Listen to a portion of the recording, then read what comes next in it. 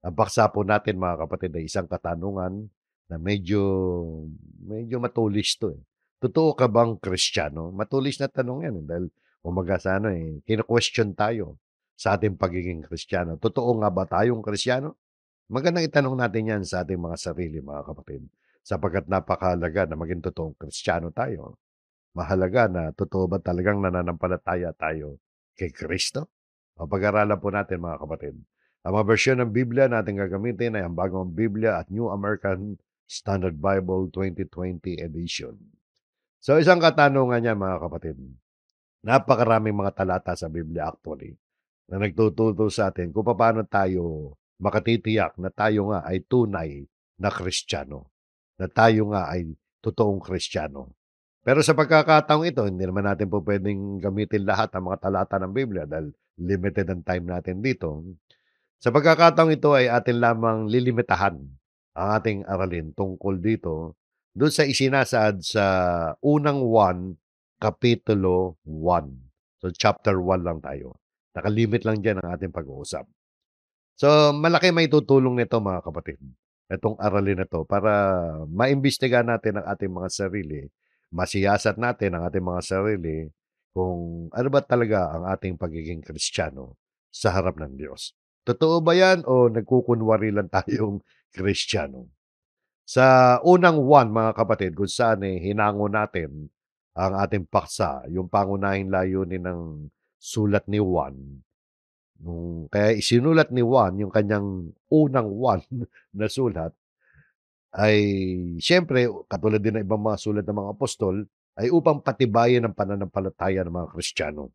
Palalimin ang kanilang pag-ibig sa Diyos at pag-ibig sa isa't isa. Yan ang purpose ng pagkakasulat ng unang Juan, eh. At bigyan ng warning, babala laban sa mga maling katuruan sapagkat nung unang siglo pa lang, eh, talagang, marami na nagtuturo ng mali tungkol sa ating Panginoong Kristo. So, binibigyan din dito sa unang Juan ang kahalagahan ng pakikipagkaisa rin o fellowship sa liwanag ng Diyos at yung pagsunod sa kanyang mga utos. Palaging gano'n mga kapatid. Hindi lang puwedeng i-claim natin na tayo'y Kristiyano pero hindi naman tayo sumusunod sa mga utos ng Diyos. At binibigyan din dito ang pagpapakita ng tunay na pagmamahal. Yung pag-ibig, yung tunay na pag-ibig, pinapakita rito, yan ang ebidensya na tayo nga'y mga anak ng Diyos kapag marunong tayong umibig. Yan yun sa kabuuan ng pinaka-summary ng sulat ni Apostol Juan. So, tumutulong ito mga kapatid, 'tong aklat na ito sa mga mananampalataya na suriin natin ang ating pananampalataya at palakasin natin ang ating relasyon sa ating Panginoon Kristo. Kailangan lumakas mga kapatid ang ating relasyon sa Panginoon Kristo para hindi tayo matinag ng iba't ibang mga pangyayari sa buhay na ito. Yung ating paksa ngayon mga kapatid, totoo ka bang Kristiyano? Hango natin yan sa chapter 1 mga kapatid. Mamaya makikita po ninyo kung bakit ganyan na naging title natin. No? Yung unang kabanata, mga kapatid, natin pag-aaralan ay binubuo ng 10 talata lang, mga kapatid. Pero yung 10 talatang yan, mga kapatid, ay puno ng mahalagang aral tungkol sa ating relasyon sa Panginoon Diyos. Kasama na yung relasyon natin sa kapwa natin mananampalataya. So, pag-aralan po natin yung mga bahagi ng ating aralin ngayon, itong chapter 1 ay hahatiin natin sa 3 bahagi. Yung verse 1 hanggang 4, tungkol yan sa buhay na salita. At yung verse 5, mga kapatid, ang Diyos ay liwanag. At ang verse 6 hanggang 10, ang katotohanan ng kasalanan. So, 3 bahagi lang to mga kapatid. At siyempre, sa bandang uli, meron tayong mga practical na mga tagubilin. So, pag-aralan po natin mga kapatid, ang buhay na salita, verse 1 hanggang 4. Ang sabi nito, yaong buhat sa pasimula na aming narinig, nakita ng aming mga mata, aming napagmasdan at nahipo ng aming mga kamay tungkol sa salita ng buhay. So, napansin niyo ba mga kapatid, dito ay nabanggit ni Apostol Juan yung mga salitang aming narinig, nakita, napagmasdan. So, naglalaman ng malalim na mga pahayag ito tungkol sa personahe ng ating Panginoong Kristo na ang kanyang at yung kaugnayan niya sa buhay na walang hanggan. Tingnan natin mga kapatid yung bawat parerala. Ano yan, titingnan yung simpleng-simple yan, pero mas maganda yung malalim nating hinihimayan mga kapatid. Parerala by parerala 'to na pag-aaral. Yaong buhat sa pasimula. Ano yung kailan ba yang pasimula na yan? Buhat sa pasimula. What was from the beginning. Alam niyo may ibang ano diyan, eh, ibang dating yan, eh, 'pag si Apostol Juan ang sumulat, eh. Parang yan mga kapatid yung pasimulang tinutukoy diyan, eh, mula pa ng panahon na walang hanggan. Katulad din yung unang talata yan, nasa unang Juan. Sa Ebanghelyo ayon kay Juan na siya din ang may sulat, eh, talagang diyan siya nagsimula, eh, sa pasimula, eh. Ginagamit niya yung pasimula kasi pinatutunayan niya ang Panginoong Kristo, eh, nagmula pa nung unang panahon yan, mga kapatid. Katulad yung pagkakabanggit, yang buhat sa pasimula, katulad ng pagkakabanggit niyan sa Genesis, "Nang pasimula nilikha ng Diyos ang langit at ang lupa." Yung pasimula diyan mga kapatid walang time frame yan. Ika nga hindi natin masusukat yan mula nung panahon na wala kang ganyan. Yan yung buhat ng pasimula. Tandaan ninyo mga kapatid 'no, yung style ni John yan, eh. Kasi sa Ebanghelyo ayon kay Juan, nabanggit niya rin yan mga kapatid. Eh, kaya etong si Juan mga kapatid, eh, ano yan, tinatawag yan ng mga apostol, tinatawag yan ng mga Bible scholars na John the Beloved, mamaya makikita niyo. At sa kanyang sulat mga kapatid, madalas niyang ibungad yung tungkol sa ating Panginoong Kristo na kung tawagin siya ay salita. Ang tawag nga ng mga Bible scholars sa ating Panginoong Kristo ay, eternal word, salita na walang hanggan. Kasi tingnan niyo mga kapatid 'no, sa John, sa Ebanghelyo ayon kay Juan, yung unang talata yan sa sulat ni Juan 'no, dun sa unang Juan, ikalawang Juan, ikatlong Juan, dun sa Ebanghelyo ayon kay Juan, nabanggit niya yan kung bakit sinasabi ng mga Bible scholars na eternal word ang ating Panginoong Kristo. Dahil ang sabi rito mga kapatid, sa simula ay ang salita at ang salita ay kasama ng Diyos at ang salita ay Diyos. Sa simula ay kasama na siya ng Diyos. So, yung simula diyan mga kapatid, 'no?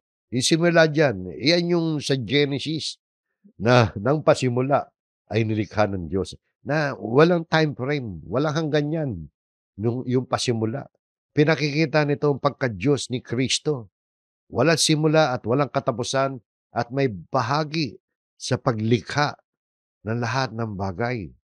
So tingnan niyo mga kapatid, lahat ng, nangangaral ng Biblia, maging yung, Iglesia ni Kristong kay Manalo mga kapatid, eh, naniniwala na ang salita diyan ay tumutukoy sa ating Panginoong Kristo. Si Kristo ang salita diyan. Kaya lang problema sa kanila, eh, pinangangaral nila na si Kristo yung tao. Tao lang at hindi daw Diyos. Samantalang ang linaw diyan 'no, sa verse 1 'no, "At ang salita ay Diyos." Nakita niyo mga kapatid 'no, mag-ingat tayo sa mga gano'ng maling aral 'no. Mali malinaw na pinapakita ng talata na si Kristo'y Diyos. Tapos, eh, sa haba ng paliwanag, eh, magiging hindi na Diyos. So, si Kristo Diyos din bagamat hindi siya ang Ama. Yan ang ipinapakita nito, yung pagka-Diyos ni Kristo, walang simula, walang katapusan, at may bahagi siya ng creation. So, yang buhat sa pasimula. Sabi ni Apostol Juan na aming narinig. Nadinig, ano ibig sabihin? Tumutukoy yan sa personal na karanasan ng mga apostol at ng iba pang saksi na nakarinig mismo ng turo ng ating Panginoong Kristo nung siya'y nandito pa sa lupa. So, binibigyan din dito mga kapatid yung pagiging totoo at makasaysayan ng ministeryo ni Jesus. Ibig sabihin totoo talaga, nag-exist siya sa history. Sapagkat aming narinig, nakita ng aming mga mata, pagdidiin yan, no? Hindi lamang nila nadinig, kundi nakita mismo nila yan. Ibig sabihin, eh, talagang yung mga apostol at ang iba pang mga tunay na nakakita kay Jesus ng personal, eh talagang nakita nila yan. Totoo yan, mga kapatid. Hindi batay yan sa kwento ng iba, kundi sila mismo ang mga primary witnesses. Ito ay isang patunay na pagka pagkatawan-tao ng ating Panginoong Jesucristo, nagkatawan-tao ang Panginoong Jesucristo. Dahil nakita nila mismo at hindi lamang 'yan, aming napagmasdan. Nakita na, napagmasdan pa. Ano ibig ano yung pinapakita rito mga kapatid? Yung napagmasdan, talagang, nagpapakita 'yan ng hindi lamang simpleng tiningnan mo, kundi talagang tumutukoy 'yan sa masusing pagmamatiyag at pagninilay, pagbubulay-bulay ng kanyang mga aral, ng kanyang buhay, mga gawa at mga ginawang himala ng Panginoong Jesucristo. Napagmasdan, nasabi na kanina na aming nakita, pinagmasdan pa. Oh, 'di ba? Yung mensahe diyan mga kapatid ay nagpapakita na talagang nagkaroon sila ng malalim na pagkaunawa sa personahe ng ating Panginoong Jesucristo. Nakasama nila mismo, eh. Hindi lamang 'yan, nahipo ng aming mga kamay. Talagang na-touch pa nila. Alam niyo katulad nito mga kapatid 'no, yung kasi may mga nangangaral nung unang siglo na si Kristo raw ano, ay, hindi daw literal na nagkatawang tao, espiritu daw siya. Mukhang tao lang, hindi talagang literal na nagkatawang tao siya. Nahipo ng aming mga kamay. Katulad halimbawa itong papakita natin sa panahon ng Last Supper, nung huling hapunan ng Panginoong Jesucristo. Abay si Apostol Juan, si Apostol Juan din yung sumulat nito. Nung panahon na yun, nung Last Supper, siya yung pinakabatang apostol. So, siya nakasandal sa tabi ng ating Panginoong Jesucristo. Nakasandal siya mismo sa ating Panginoong Jesucristo. Ito, sabi rito sa John 13:23, isa sa kanyang mga alagad na minamahal ni Jesus, ang nakahilig malapit kay Jesus. Nakahilig, nakasandal, di ba? So si Apostol Juan ang tinutukoy diyan, yung minamahal ni Jesus na alagad. Ang tawag sa kanya ng mga Bible scholars ngayon, John the Beloved. Kaya tinawag siyang John the Beloved. No? So nakasandal siya. At dahil nakasandal siya, sumenya sa kanya si Pedro, si Apostol Pedro. Sabi rito sa munod talata 13:24. Hinudyatan siya ni Simon Pedro upang itanong kay Jesus kung sino ang tinutukoy niya. Bakit ganito mga kapatid? Kasi sa konteksto niyan mga kapatid, meron kasing naunang sinabi ang Panginoong Jesus na isa sa kanyang mga apostol ang magkakanulo sa kanya sa gabing yun. Last Supper yan, di ba? At alam natin kung sino magkakanulo, pero dito hindi pa nila alam. So, kung mo nakasandal si Juan kay si Apostol Juan sa ating Panginoon Kristo, so nagtanong ngayon, sininyasan niya sininyasan siya ni Pedro. Itanong mo nga kung sino yun. Tinutukoy niya na magkakanulo sa kanya. O ano nangyari? Kaya't yamang nakahilig malapit kay Jesus ay sinabi sa kanya, sabi ni Juan, Panginoon, sino ba yon? So tinanong nga niya. So hindi natin itutuloy mga kapatid. Pinakita ko lang sa inyo yung bahagi na nagpapatunay na talagang nahipo ng mga apostol ang Panginoong Kristo. At sabi rito, sino ba tinutukoy diyan? Kanina pa tayo Panginoon ng Panginoong Kristo. Si Kristo yan dahil sabi, tungkol sa salita ng buhay. Di ba?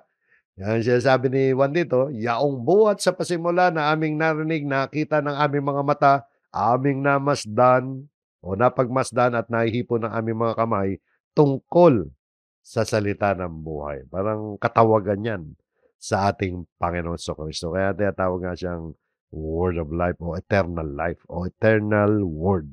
So yun po mga kapatid. Kasi sabi din mismo ng Panginoon Kristo, di ba sa John 14:6, ako ang daan, ang katotohanan, at ang buhay. Kaya si Kristo, salita ng buhay. So yun po mga kapatid, sapagkat siya yung may buhay na walang hanggan.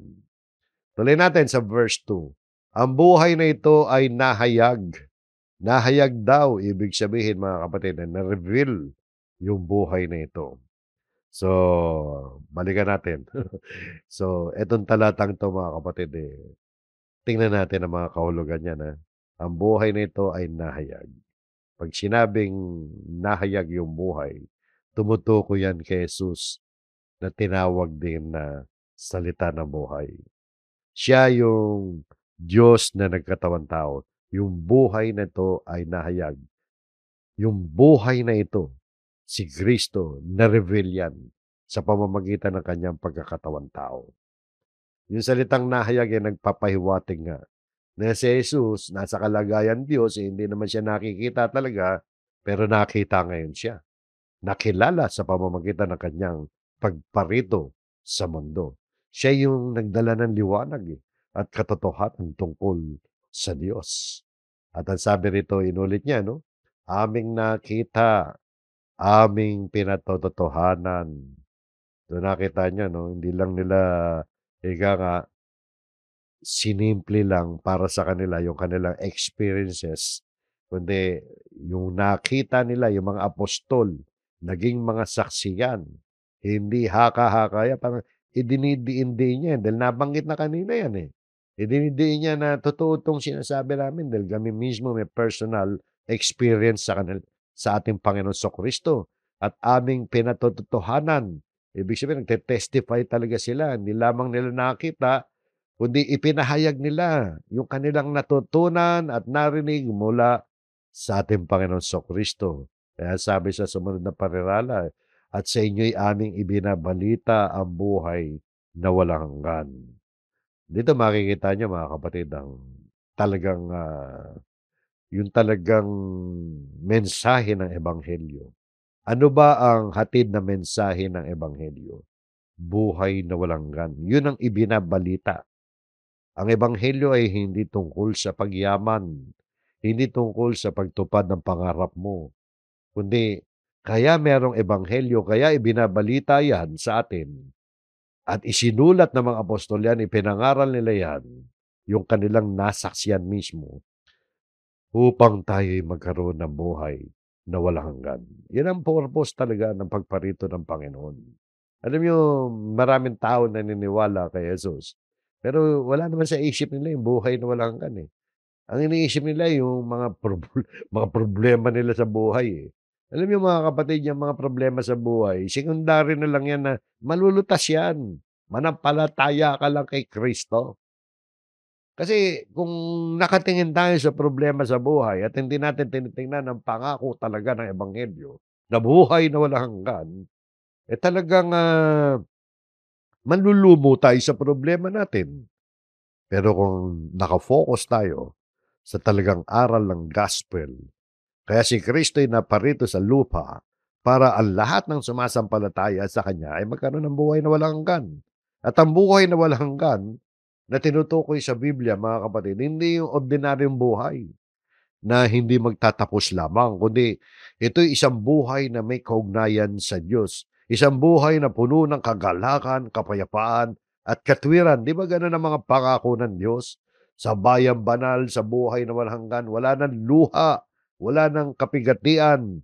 Hindi ka na magkakasakit doon, so hindi ka na mamamatay doon. Forever ka na matino, maayos, merong maluwalhating kalagayan. Kasi kung bibigyan tayo ng buhay na walang hanggan, halimbawa, dito lang sa lupa, kung hahaba lang ang buhay natin dito, na may sakit tayo, wag na lang. Di ba? Kung habang mabuhay ka ng 1,000 taon, halimbawa dito sa lupa, 1,000 taon ka nagme-maintenance medicine, hindi ka na makalakad, wag na lang. Iba yung buhay na walang hanggan. Buhay na walang hanggan talagang mabubuhay tayo sa kaluwalhatian. So, yun yung ibinabalita nila. Yun ang pinatotohanan ng mga apostol. Yun yung kanilang nakita at natutunan na aral mula kay Kristo. Na aming ibinabalita ang buhay na walang hanggan. Nakasama ng Ama. Yung buhay na walang hanggan, kasama ng Ama. Maring yung buhay na walang hanggan dito, si Jesus mismo, kasama ng Ama. Ibig sabihin talagang meron siyang malapit na relasyon sa ating Amang Diyos. At sa buhay na walang hanggan, kasama tayo ng Ama. Pwedeng ganun din yan, di ba? At sa amin ay ipinahayag. Ipinahayag. Yung buhay na si Jesus mismo, yung buhay, di ba? Ipinahayag sa mga apostol at sa mga tao sa pamamagitan ng ministeryo ng Panginoon. Namuhay si Jesus din sa lupa, nangaral siya, at marami siyang ginawa para patunayan na siya ang Mesyas. So yung salitang ipinahayag dito mga kapatid ay nagpapakita na ang Diyos, sa Diyos galing yung pagpapakilala sa mga tao. Ang Diyos ang gumawa ng paraan para makilala natin ang ating Panginoon Jesucristo. Kaya ang talata, mga kapatid, sa kabuuhan, itong talatang ito ay nagpapahayag ng katotohanan na si Jesus ang salita ng buhay. Siya yung buhay na salita. Nagkatawan tao, nahayag para dalhin ang buhay na walang hanggan sa mga mananampalataya sa Kanya. Yung buhay na ito, nagmula yan sa Diyos at ipinakita sa mundo sa pamamagitan ni Kristo na siyang pinatotohanan, ipinangangaral ng mga apostol bilang sila mga saksi. Ito rin, mga kapatid, ay isang paanyaya sa mga nakikinig ngayon. Natanggapin natin yung buhay na walang hanggan na inaalok sa atin ng Diyos sa pamamagitan ng pananampalataya kay Jesus. Manampalataya tayo kay Jesus. Paniwalaan natin si Kristo. Kaya ipinangaral ng mga apostol yan, nasaksiyan mismo nila yan. At kinukumbinsi ang mga mambabasa na manatili tayong matatag sa ating pananampalataya kay Jesus. At kung hindi ka man nananampalataya ngayon, kinukumbinsi ka ng Biblia, ng mga talatang binasa natin, sampalatayanan mo yan. Ito yung mga saksi na totoo na talagang kanilang nakasama ang ating Panginoon Jesucristo. Sumunod na talata sa verse 3, ang sabi, ipinahahayag namin sa inyo yaong aming nakita at narinig. Inulit na naman sa ikatlong pagkakataon, di ba? Ibig sabihin pinahayag, ipinangangaral. Maaaring alam natin sa kasaysayan, face to face, pinangaral niya. At ngayon naman, mga kapatid, sa pamamagitan ng sulat, ay muling ipinangangaral. Bakit ipinangangaral? Upang kayo rin naman ay magkaroon ng pakikisama sa amin. Nakita niyo, no? So that you too may have fellowship with us. So dito, mga kapatid, nagkakaroon tayo ng fellowship sa mga apostol. Ibig sabihin, nagkakaroon tayo ng pakikisama, pakikipagkaisa sa mga apostol dahil sa ginawa nilang pangangaral. So dito, mga kapatid, nakita natin yung pangangaral ng mga apostol, mahalaga. Di ba? Kaya hindi pa pwedeng, madalas nating sabihin hindi pa pwede ang Kristiyano ay walang Biblia. Sapagkat kinakailangan magkaroon tayo ng pakikipagkaisa, pakikisama sa mga apostol at nagaganap lamang yan sa pamamagitan ng pakikinig at pagtanggap natin ng kanilang mga patotoo at pangangaral. At sabi, upang kayo rin naman ay magkaroon ng pakikisama sa amin at tunay ng ating pakikisama ay sa Ama at sa Kanyang anak na si Jesucristo. Yun ang mahalaga rito no? Tingnan ninyo yung sequence ng talata. Nagsimula sa pangangaral, ipinahayag namin sa inyo yung aming nakita at narinig para magkaroon tayo ng pakikisama daw sa kanila. So, may pangangaral ng mga apostol.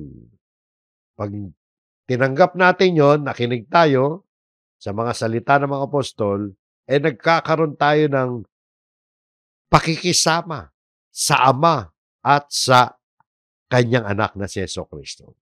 So, hindi tayo nagkakaroon ng pakikisama kay Jesus nang wala naman tayo napapakinggang mga aral. So, importante, mga kapatid, mahalaga yung pakikinig at pag-aaral ng mga isinulat ng mga apostol. Dahil sa gano'n, ang dulo nun, nagkakaroon tayo ng pakikisama, hindi lamang sa mga apostol, kundi higit sa lahat sa Ama at sa Kanyang anak na si Jesucristo. At sa talatang 4, ang sabi pa, isinusulat namin ang mga bagay na ito upang ang aming kagalakan ay malubos. So nakita nyo yung mga apostol sa kanilang pagsulat, sa kanilang pangangaral, na kanilang personal na experience sa ating Panginoon Jesucristo, yun ang pinaguhugutan nila ng kagalakan. No? Isinusulat namin ang mga bagay na ito upang ang aming kagalakan ay malubos. Kaya dito, mga kapatid, sa talatang yan, ay nakikita natin na ang tunay na kagalakan nakabatay sa ating Panginoon Jesucristo. Hindi nakabatay sa mga material na bagay. Di ba? Wala namang material na bagay na nabanggit dito. Hindi nakabatay sa material na bagay o pang-ibabaw na kasiyahan, kundi sa pakikipagkaisa sa Diyos. Kapag ang isang tao ay nabubuhay sa liwanag, ng Diyos, nagkakaroon tayo ng kagalakan na hindi matitinag ng anumang sitwasyon. At dito mga kapatid, nakita rin natin na ang pagbabahagi ng ebanghelyo ay nagdudulot ng kagalakan yan. Actually, ay yung verse 4, direkta yan, mga kapatid. Para kina Juan at sa mga apostol, yung pag-share nila, pangangaral, pagpapatotoo ng ebanghelyo, ang kanilang karanasan kay Jesus, binabalita nila yan, yan ang pinagkukunan nila ng kagalakan.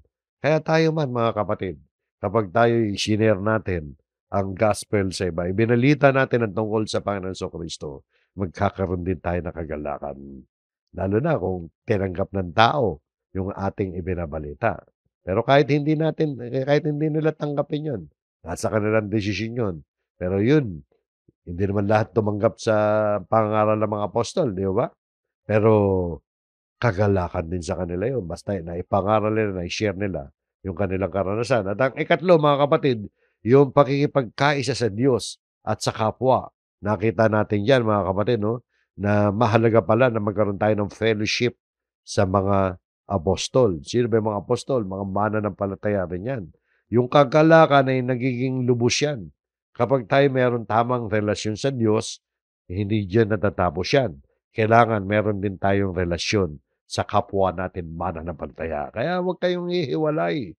Mga kapatid, huwag niyong ihiwalay ang inyong sarili sa inyong local church na kinabibilangan. Hindi po pwedeng nag-iisa ka sa mundo. Kristiyano ka?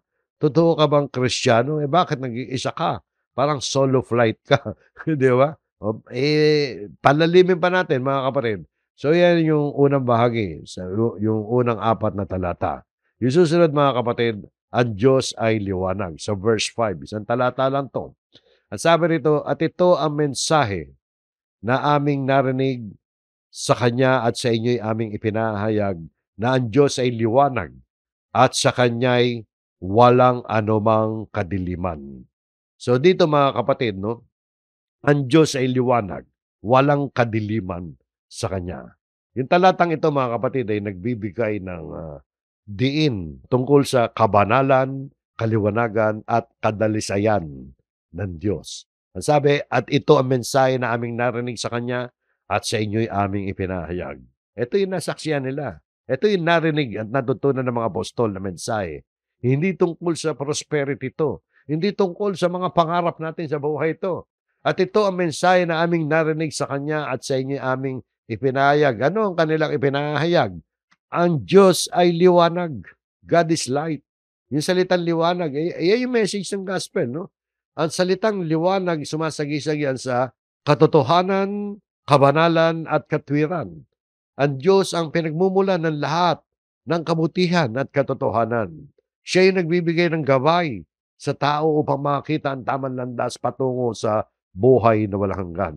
Yung liwanag, mga kapatid, nagpapahayag yan ng kaluwalhatian din ng Diyos na walang bahid ng kasamaan o pagkakamali kapag sinabi ang Diyos ay liwanag. Kaugnay niyan, sinabi rin, yung kabaligtaran naman, no? At sa Kanya'y walang anumang kadiliman. Walang kadiliman sa Diyos. Dahil yung liwanag at dilim, hindi pwede paghaluin yan. Sa dilim, kapag may liwanag, nawawala yung kadiliman. Di ba? Sa Kanya'y walang kadiliman. Walang anumang kadiliman. Yung kadiliman, sumasagisag yan sa kasamaan, di ba? Kasalanan, kamalian. Ang Diyos ay ganap na dalisay at walang anumang bahagi ng kasamaan at walang anumang pagkukulang. Ito rin mga kapatid na nagpapakita ng ganap na paghihiwalay ng Diyos mula sa anumang bagay na hindi naayon sa kanyang kabanalan. So, kaya ang Diyos ayaw sa kasalanan. Hindi niya kaya makisama sa kasalanan. Kaya inalis niya ang ating kasalanan sa pamamagitan ng pagtubos sa atin ng ating Panginoong Kristo. So yan, ang Diyos ay liwanag. At ang huli mga kapatid ay ang katotohanan ng kasalanan. Ang katotohanan ng kasalanan, verse mahaba to mga kapatid, pero hindi naman gaano kahaba. 6, 7, 8, 9, and 10. So hatiin natin to sa ilang bahagi. Hatiin natin sa tatlo. Unang-una, dito makikita natin ang pakunwaring pakikisama sa Diyos. Ikalawa, ang pamumuhay sa liwanag at paglilinis ng dugo ni Jesus. At ang ikatlo, pagkilala sa kasalanan at ang katapatan ng Diyos sa kapatawaran. Ito yung pakunwaring pakikisama sa Diyos. Dito mga kapatid, masasagot yung tanong ng title natin, totoo ka bang Kristiyano? Totoo ka bang Kristiyano? Ang sabi rito, kung sinasabi natin tayo'y may pakikisama sa Diyos, parang nagtatanong lang yan na, talaga bang mananampalataya ka? Totoo ka bang Kristiyano? Yan yung katumbas niyan eh. Talaga, kung inaangkin natin na tayo'y mananampalataya kay Kristo, pangonsiyensya 'to, pang-usig, eh, kung hindi tayo totoong Kristiyano, eh. Kung sinasabi natin na tayo may pakikisama sa Kanya at tayo'y lumalakad sa kadiliman, ano ibig sabihin ng tayo lumalakad sa kadiliman? Yung lumalakad 'di ba pamumuhay, ibig sabihin namumuhay tayo sa kadiliman. Ibig sabihin namumuhay tayo sa kasalanan. Yan yung pagiging suwail sa Diyos, yung pag-iwas sa liwanag ng katotohanan ng Diyos. Yung kadiliman mga kapatid, simbolo yan ng kasalanan, di ba? Simbolo ng kasalanan, pandaraya, at espiritual na kamangmangan. Yung salitang lumalakad, pamumuhay yan. Kung tayo patuloy na sa paraan ng buhay natin ay nakababad tayo sa kasalanan. Yung hindi yung pansamantala lamang yung kasalanan, talaga bagang nai-enjoy na natin ang paggawa ng kasalanan. Yan yung lumalakad sa kadiliman, mga kapatid. Natutuwa na sa kasalanan, hindi ka na nakokonsensya. O ngayon, kung sinasabi natin tayo may pakikisama sa Kanya, sinasabi natin na totoo tayong Kristiyano, tayo lumalakad sa kadiliman, ano ang sabi? Nagsisinungaling tayo. O, ibig sabihin, masakit na salita yan, mga kapatid, ha? Kung susuriin natin ang buhay natin, maaaring feeling natin, Kristiyano tayo. Pero nagsisinungaling tayo noon kapag lumalakad tayo sa kadiliman. Kaya suriin natin ang buhay natin, mga kapatid. Totoo ka bang Kristiyano? Talaga bang Kristiyano ka? O baka naman sisinungaling lang tayo. Kung ang ating mga gawa ay hindi umaayon sa ating sinasabi, sinasabi natin totoo tayong Kristiyano, meron tayong pakikisama kay Kristo, tapos hindi natin tinutupad ang ating pag-aangkin na meron nga tayong relasyon sa Diyos, inaangkin natin may relasyon tayo sa Diyos, nagsisinungaling tayo. Hindi totoo na tayo nga ay mga tunay na Kristiyano. Ayaw natin ng gano'n. Kaya natin tinuturo 'to para hindi tayo bumagsak diyan, mga kapatid. Naway maging totoo tayo, mga kapatid, sa ating sinasabi. Totoo ka bang Kristiyano? Yes. Totoong Kristiyano, kaya kinakailangan lumakad tayo, 'wag sa kadiliman, lumakad tayo sa kaliwanagan. Dahil sabi rito, nagsisinungaling tayo at hindi natin ginagawa ang katotohanan. Ibig sabihin, hindi tayo namumuhay sa katotohanan. Namumuhay tayo sa pantasya. So, yan yung pakunwaring pakikisama sa Diyos. So, iwasan po natin yan, mga kapatid. Yung susunod na punto natin, mga kapatid, yung pamumuhay sa liwanag at paglilinis ng dugo ni Kristo. Ito yung sagot dyan sa pakunwaring pakikisama sa Diyos. Ito po sabi rito, mga kapatid, sa John 1:7. Ngunit kung tayo'y lumalakad sa liwanag, ayan ang solusyon. Huwag tayong lumakad sa kadiliman, kundi lumakad tayo sa liwanag. Ibig sabihin, namumuhay tayo sa liwanag. Pag sinabing lumalakad, pamumuhay yan. Pamumuhay yan sa katotohanan, kabanalan, at pagsunod sa Diyos kapag sinasabing lumalakad tayo sa liwanag. Yung liwanag, simbolo kasi ng Diyos yan. At ang sabi rito, no, na tulad niya na nasa liwanag. Ang Diyos nasa liwanag, di ba? Nasa perpektong liwanag. Yung ating pamumuhay bilang mga mananampalataya ay dapat sumasalamin, di ba? Nagre-reflect sa atin ang Diyos sa buhay natin. Ang Diyos ay liwanag, so dapat nagre-reflect yung liwanag sa atin, namumuhay tayo sa liwanag. Kapag ganyan ang ginawa natin, ay may pakikisama tayo sa isa't isa. So yan sinasabi natin kanina na pakikipagkaisa natin, hindi lamang sa Diyos, kasama yung fellowship natin with one another. Huwag nating ihiwalay yung sarili natin sa ibang mga mananampalataya. Kailangan 'yan. Kung hindi na kailangan 'yan, hindi na babanggitin 'yan. Kailangan nasa status tayo na meron tayong pakikisama sa isa't isa. Papaano mangyayari 'yon? Kung tayo lumalakad sa liwanag na tulad niya na nasa liwanag. So, yung lifestyle natin, ayusin natin mga kapatid. Iayon natin 'yan sa kalooban ng Diyos. Yung kasalanan kasi mga kapatid, nagdudulot yan ng pagkakawatak-watak natin. Pero kung tayo namumuhay sa liwanag, nagbubuklod-buklod tayo. Yan ang nagbubuklod sa atin na meron tayong isang layunin at pananampalataya. At ang dugo ni Jesus na kanyang anak ang lumilinis sa atin sa lahat ng kasalanan. Tingnan ninyo mga kapatid, no? Mga mananampalataya na yan, yung sinulatan dyan. Yung dugo ni Jesus, tumutukoy yan sa kanyang naging sakripisyo sa krus, yung pagbuhos ng kanyang dugo. Sa pamamagitan ng kanyang dugo, nagkaroon tayo ng kapatawaran at paglilinis, di ba? Mula sa ating kasalanan. Pero sabi niya, lumilinis sa lahat ng ating kasalanan. Ibig sabihin, yung paglilinis hindi lamang isang beses na nangyari, di ba? And the blood of Jesus His Son cleanses us from all sin. Hindi lang isang beses nangyayari yan, kundi isang patuloy na proseso yan. Patuloy tayong pinatatawad at nililinis habang tayo namumuhay sa liwanag at nagiging tapat sa Diyos.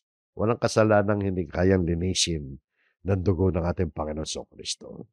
Kaya ito mga kapatid, sa pangkalahatan, itong talatang ito, ay nagtuturo ng ang pamumuhay sa liwanag, nagdudulot yan ng pakikisama sa Diyos at sa kapwa natin mananampalataya. Dinidiin ko yung kapwa mananampalataya kasi binubura ko sa isipan ninyo na pwede kayo mag-solo flight. Huwag kayo mag-solo flight. Makisama kayo sa local church ninyo.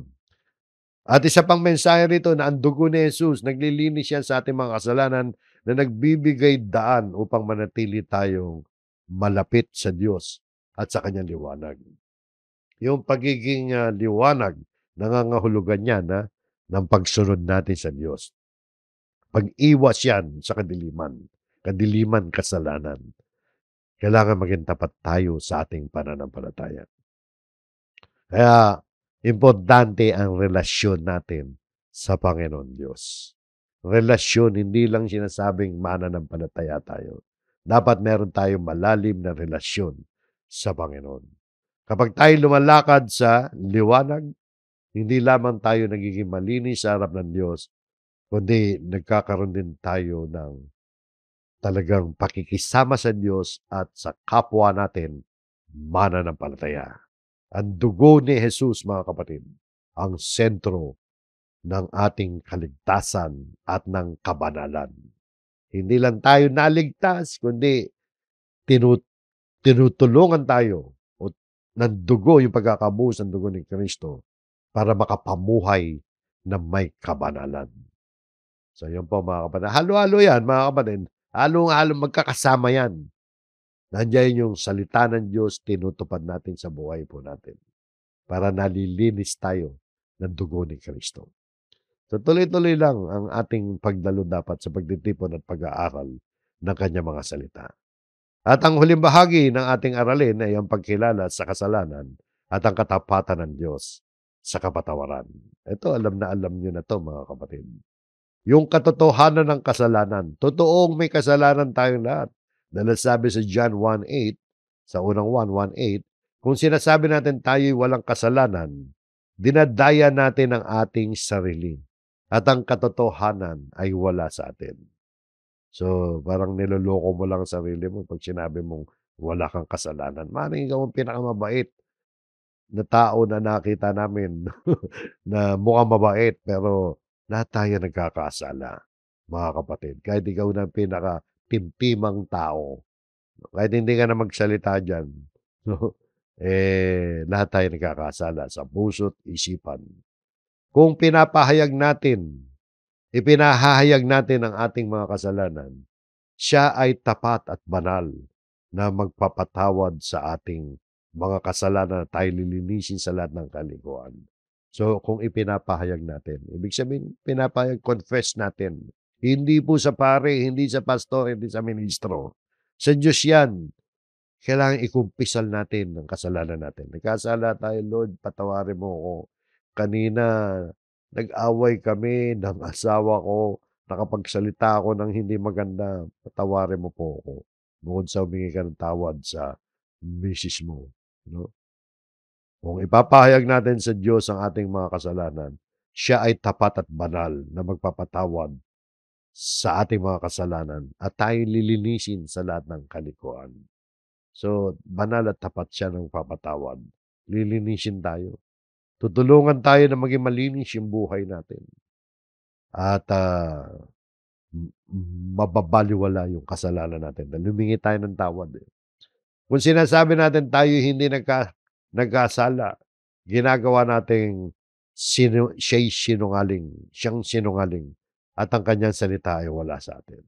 Kaya yan mga kapatid, kaya nasabi natin pagkilala sa kasalanan at ang katapatan ng Diyos sa kapatawaran. Yan ang katotohanan ng kasalanan. Meron tayong kasalanan lahat. Kung maalala ninyo yung sinabi ng salita ng Diyos sa Roma 3:23, di ba? Na ang lahat ay nagkasala at hindi nakabot sa kaluwalhatian ng Diyos. Sinasabi ng salita ng Diyos na lahat ay nagkasala, tapos sasabihin natin na hindi tayo nagkasala dahil mabait tayo, abay ginagawa nating sinungaling ang Diyos at talagang hindi tayo naniniwala sa salita ng Diyos. So yan po mga kapatid, yan yung katotohanan ng kasalanan. Iwasan ho natin lahat yan mga kapatid. Kailangan makapamuhay tayo sa liwanag. So yan po mga kapatid ang, ating aralin at bago tayo magtapos, mga praktikal na aral. Ito ang mga praktikal na aral dito mga kapatid. Unang-una, natutunan natin na unang-una kilalanin mo si Kristo. Kung may nakikinig man dito na hindi pa kilala si Kristo, malaliman mong tanggapin ang Panginoong Kristo. Patuloy ka mag-aral ng kanyang salita. Para nang sa ganun eh, magawa natin yung ikalawang tagubilin na makapamuhay tayo sa liwanag. Iwasan ang anumang bagay na makapagdadala sa atin ng pagkakasala. Makatutulong na malaki po yung palagi tayo nag-aaral ng salita ng Diyos at maging mapagkumbaba tayo sa harap ng Diyos. Aminin natin, kapag nagkasala tayo, ikumpisal natin sa Diyos yan. Sa pamamagitan ng prayer, manalangin tayo sa Diyos para humingi ng tawad.